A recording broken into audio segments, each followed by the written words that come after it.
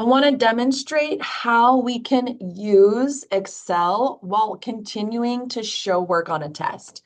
So as you know, in an online class, it's so important that you show work to receive credit for the problems that you complete during a test.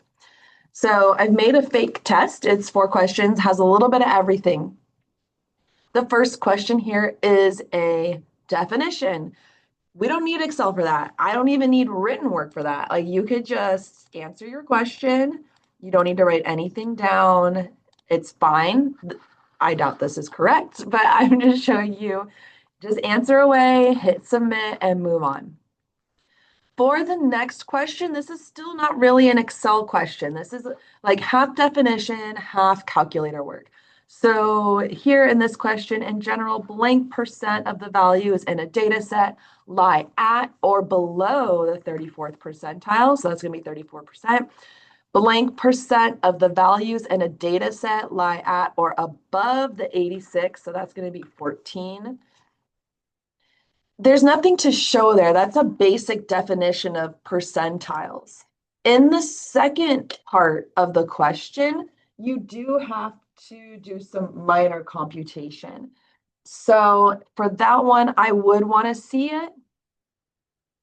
I would just write it on paper. So this is question number 2.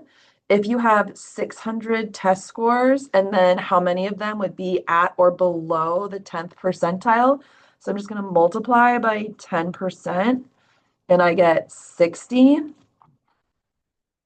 And then in the last bit, if a sample consists of 600 test scores, blank of them would be at or above the 28th percentile. So that's going to be 600 times 0.72. So for me, that is definitely a calculator problem.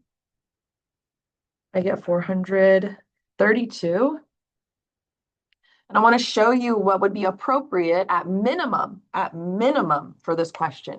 So the minimum work you would need to show for this question on paper would be this. I just wrote what I computed. I didn't write the first 2 because there was just definitions. All right. In this next question, this is a problem about the binomial distribution. So I know this is going to be module 3. So I already have my Excel files open before I start the test. And I actually also have a blank Word document open before I start the test as well. So for here, if I want, I'm not normal. I'm not normal. So particular about things being empty, I'm sorry. So I'm going to go to my binomial, and I am going to, let's see, a polling company asks 35 people whether they have purchased a cell phone. From past experience, the percentage of people who have purchased a cell phone is 15%. Find the probability that 2 of the 35 purchased a cell phone. So that's just this problem right here. If you want to highlight it, that's fine too. Okay, so how do I show work for this? I know what the answer is, 0.06. Who are you? 62,737.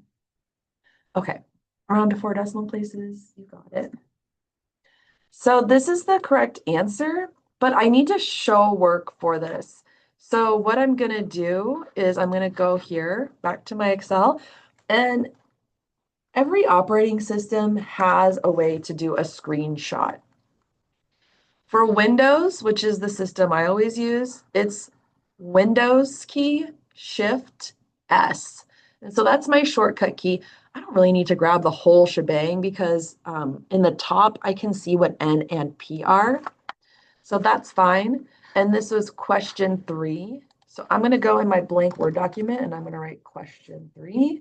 And I'm just going to paste it. So simple Control V for Windows folks.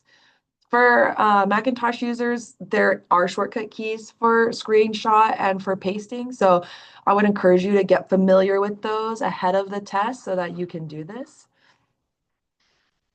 Some of you might be tempted to do this. You might like kind of highlight everything, and then you might go Control Copy, and then you might go Control V. You can do that. It's never going to grab the picture. Certainly, I think it does capture the work, and that's fine. I like a screenshot. I think it's like faster, easier. It's less thinking for the machine because it's just a little picture versus a bunch of cells. So, all right. Next question.